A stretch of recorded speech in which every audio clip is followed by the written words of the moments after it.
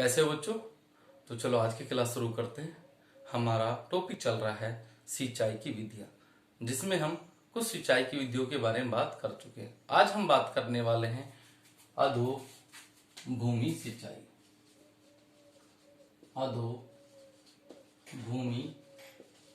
सिंचाई, देखिए अधोभूमि सिंचाई को अपृष्ठीय सिंचाई के नाम से भी जाना जाता है। कुछ क्षेत्र की जो भूमि होती है, वहां की जो वातावरणीय दशाएं होती है वो इस प्रकार की होती है कि उन क्षेत्रों में यदि फसल को जल ऊपरी सतह से देने के बजाय मृदा की निचली सतह से दिया जाता है तो उनके लिए उपयुक्त माना जाता है या अनुकूल माना जाता है।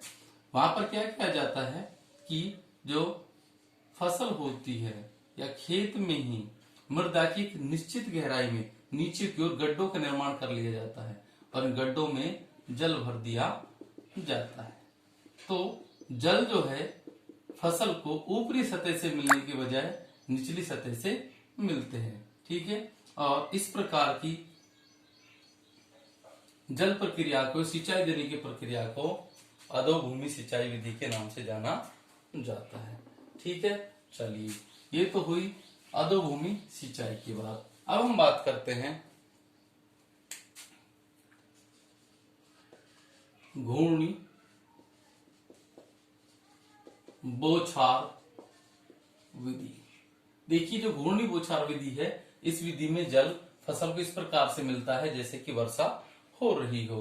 इसमें जो पंप होता है, यानी कि जो हमारा जल स्रोत होता है, उससे मुख्य पाइपलाइन होती है और मुख्य पाइपलाइन से शाखित पाइपलाइन को जोड़ा जाता है। इन शाखित पाइपलाइनों में राइजर लगे होते हैं और राइजर पर घूर्णी बौछार यंत्र लगे होते हैं। जल छोड़ने पर ये जो घूर्णी बौछार यंत्र हैं, ये घूमने लगते हैं और वर्षा के रूप में पौधों को जल प्राप्त होता है, अर्थात फसल को जल प्राप्त होता है, ठीक है। सामान्य सी विधि। अब हम बात करते हैं इसके लाभ और हानियों की, ठीक है। सबसे पहले हम इस विधि के लाभ की बात करते हैं कि घूर्णी बौछार विधि के क्या लाभ होते हैं। तो देखिए, इसका जो सबसे पहला लाभ होता है वो होता है कि फसल को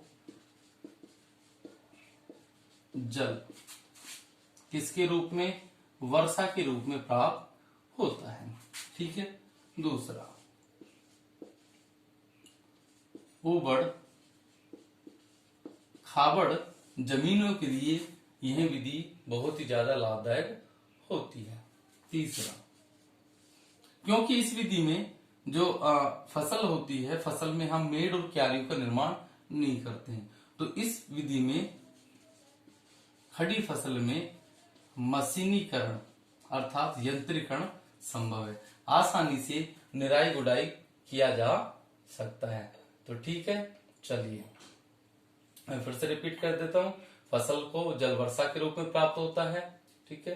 दूसरा, ऊबड़ खाबड़ जमीनों के लिए क्या होता है, लाभदायक होता है। और तीसरा क्या, मशीनीकरण संभव है, यानी कि आसानी से निराई गुड़ाई की जा सकती है, ठीक है। चलिए, और बलुई मृदाओं के लिए भी लाभदायक होता है। चलो मैं लिख देता हूं। इसके अलावा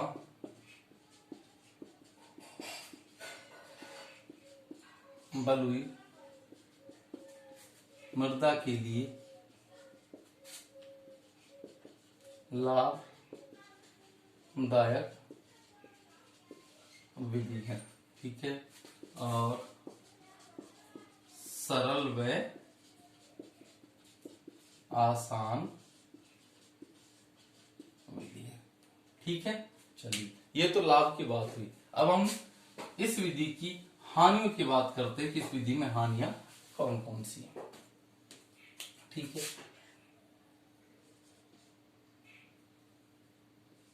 हानि, ठीक है। देखिए, सबसे पहला, इस विधि में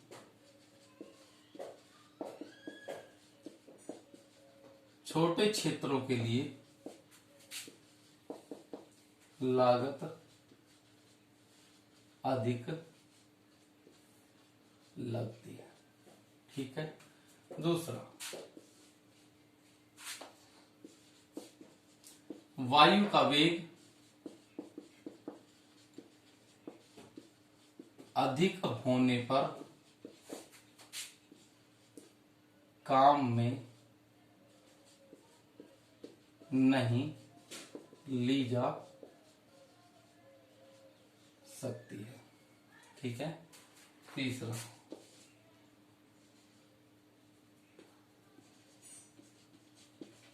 फसल में जल एक समान नहीं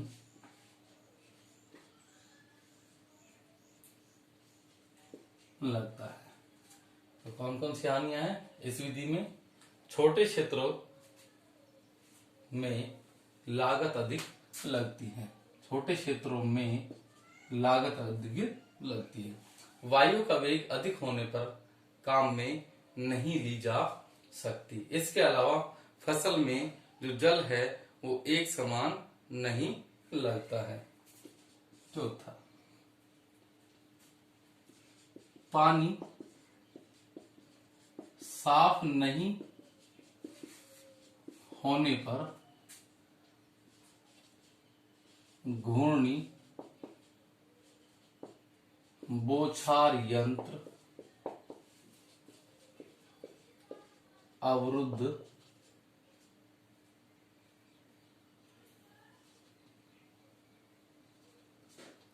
हो